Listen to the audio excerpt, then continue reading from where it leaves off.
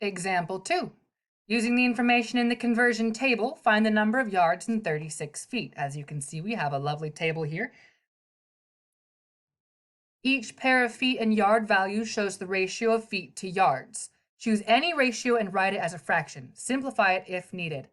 And we suggest to start with the first set of numbers in the table. Often, it is already a ratio in simplest form. So for example, this one, 3/1, 3 feet for 1 yard is 3:1, already simplest form. Can't go any simpler than that. Now we need to find an equivalent fraction with 36 feet.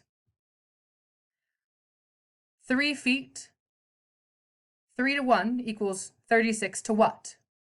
Well, how do we go from 3 to 36? We multiply it by 12, and what we do to the top, we got to do to the bottom. So 12 times 1 is 12. So there are 12 yards in 36 feet.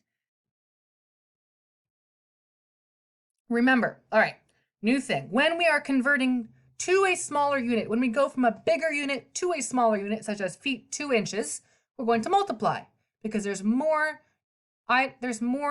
units in a smaller unit than in a bigger one. So we're going to multiply. When we convert from a smaller to a larger, we're going to divide because there are fewer units when you're measuring with a larger unit. For example, there are 12 inches in 1 foot. Complete the conversion. 2 miles equals how many feet? Well, we need to find the conversion factor. 1 mile equals 5,280 feet. So, use this conversion factor to set up a proportion or an equivalent fraction. When I say proportion, I mean equivalent fraction. 1 mile over 5,280 feet equals 2 miles over how many feet? Well, how do we go from 1 to 2? Multiply by 2. Remember to keep the units the same on the top and bottom of your fractions because we are converting smaller units. We need to multiply. Keeping the units the same on top and bottom of your fractions, I'm not going to switch it around. I'm not going to go from miles over feet to miles over yards or yards over feet. I have to keep them exactly the same. What I have on the top, I must have on the top, and the same with the bottom.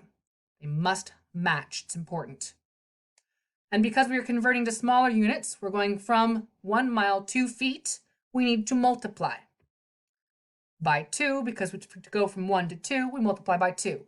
5,280 times 2 is 10,560. So 2 miles is 10,560 feet. Standard. 280 days equals how many weeks? All right, find the conversion factor. 1 day equals 7 weeks. That is not true. 1 week equals 7 days. My mistake. 1 week equals 7 days. We're going to use this conversion factor, where 1 week equals 7 days, to set up a proportion or equivalent fraction. 7 days over 280 days equals 1 week over how many weeks? We're going from days to weeks.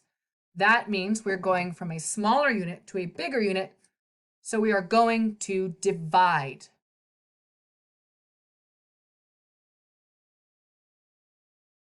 To go from 7 to 1, we divide by 7. So to go from 280 to however many weeks are in 280 days, we need to divide by 7.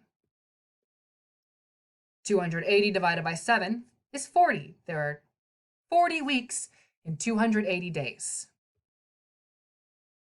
18 inches is how many feet? Find the conversion factor. How many inches in 1 foot? There are 12 inches in 1 foot. Setting up a proportion or equivalent fraction, 12 inches in 1 foot equals 18 inches in how many feet? How do we go from 12 to 1? Well, we're going from inches to feet, so we're going from a smaller unit to a bigger unit, which means we're going to divide. We're keeping inches on top of inches and feet on top of feet. To go from 12 to 1, we divide by 12. 18 divided by 12 is, and this is a little funky, 1.5.